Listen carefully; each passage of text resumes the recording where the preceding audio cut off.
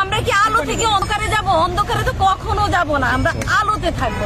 আমরা সব সময় নৌকাকে জয় করব এবং শেখ হাসিনাকে বারবার নির্বাচিত করব। নৌকার জয় হবে, এই দেশ শান্তিতে থাকবে। আমরা শান্তিকামী মানুষ, এটা গণতন্ত্রের দেশ। বিএনপি জামাত এবং কোনো আলবদর আল শামস এই বাংলাদেশে যেন আর কোনো জন্ম না হয়, সেই জন্য আমরা সব সময় সতর্ক থাকব। বাংলাদেশ আওয়ামী লীগ আপনারা জানেন একটি শক্তিশালী সংগঠন, শক্তিশালী দল। বঙ্গবন্ধু শেখ মুজিবুর রহমানের নেতৃত্বে এই দেশ স্বাধীন হয়েছে, সেই জন্য আজ আমিও স্বাধীনভাবে কথা বলতে পারতেছি। আমরা যে মহিলারা, বাংলাদেশের অর্ধেক জনগোষ্ঠী মহিলা, এই মহিলারা আজকে আমরা অনেক শান্তিতে আছি। আমি নিজেই সাফার করি, আমি ছোটকাল কি ছিলাম, বিএনপি আওয়ামী লীগে কি ছিলাম, আমি সম্পূর্ণ এই যে মহিলারা, মেয়েরা, আমি স্কুলে যেতে পারতাম না ইফটিজিং এর মানে কারণে। কিন্তু এখন দেখেন একটা এমন আইন বিএনপি আমলে ইফটিজিং এর শিকার হতেন আপনি? আমরা মানে ইফটিজিং এর শিকার হইতাম, আমি নিজেই শিকার হতাম যে এই দিক থেকে ওই দিক থেকে ছুঁড়ে মারতো, কথা বলতো। কিন্তু এখন কিন্তু আমরা শান্তিতে আছি, এখন নির্দ্বিধায় আমার মেয়েটাও একলা আমি স্কুলে পাঠাচ্ছি। তাইলে বুঝেন আমরা কি আলো থেকে অন্ধকারে যাব? অন্ধকারে তো কখনো যাব না, আমরা আলোতে থাকবো। আমরা সব সময় নৌকাকে জয় করব এবং শেখ হাসিনাকে বারবার নির্বাচিত করব। নৌকার জয় হবে, এই দেশ শান্তিতে থাকবে। আমরা শান্তিকামী মানুষ, এটা গণতন্ত্রের দেশ, গণতন্ত্র প্রতিষ্ঠিত হয়েছে। প্রতিনিয়ত আন্দোলন সংগ্রাম যতটা করা যায় করতে, এই ব্যাপারে কিছু বলার আছে নাকি? যেহেতু তারা বলছে গণতন্ত্র নেই এই দেশে। না, একদম মিথ্যে কথা। বিএনপি জানেন আপনি সম্পূর্ণ সন্ত্রাসের একটা দল, তারা মিথ্যার দল। তাদের এখনই আপনি দেখতেছেন বিএনপি কিন্তু বিলুপ্ত হয়ে যাচ্ছে, কোনো নেতৃত্ব তাদের নাই।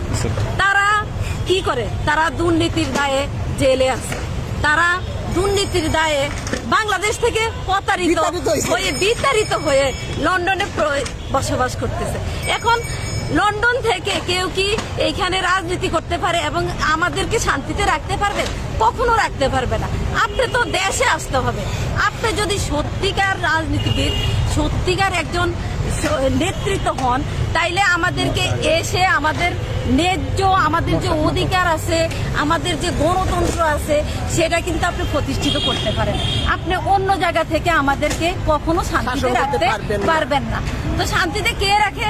আমাদের জননেত্রী শেখ হাসিনা, স্বাধীনতার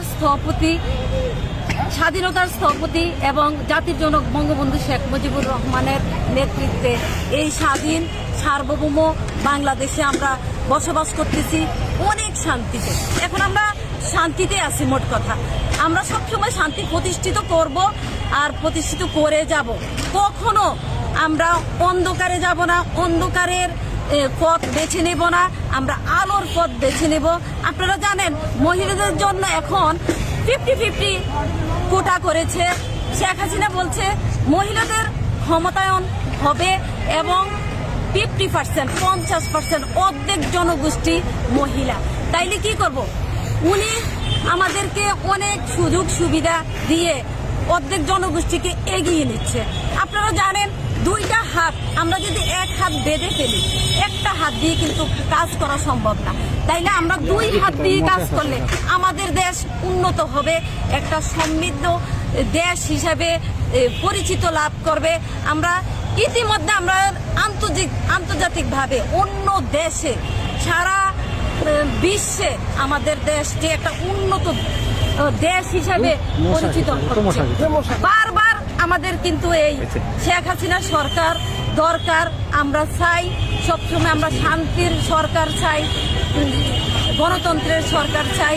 যে শেখ হাসিনা আমাদের যে 41 সালের যে স্মার্ট বাংলাদেশ গড়ে তুলবেন, সেই ভীষণ আমরা তার হাতে হাত রেখে, তার হাতকে শক্তিশালী করে আমরা এগিয়ে যাব। আমরা যুব মহিলা লীগ একটা শক্তিশালী সংগঠন হিসাবে পরিচালিত হবে। আর বিশেষ করে সিলেটে যুব মহিলা লীগ একটা সারা বাংলাদেশ থেকে একটা মডেল হবে। এই মডেলটা তৈরি করবেন আমাদের সম্মানিত সভাপতি বাংলাদেশ যুব মহিলা লীগের ডেজি সারোয়ার, যিনি নাকি ছিলেন এক এগারোর পরীক্ষিত নেত্রী।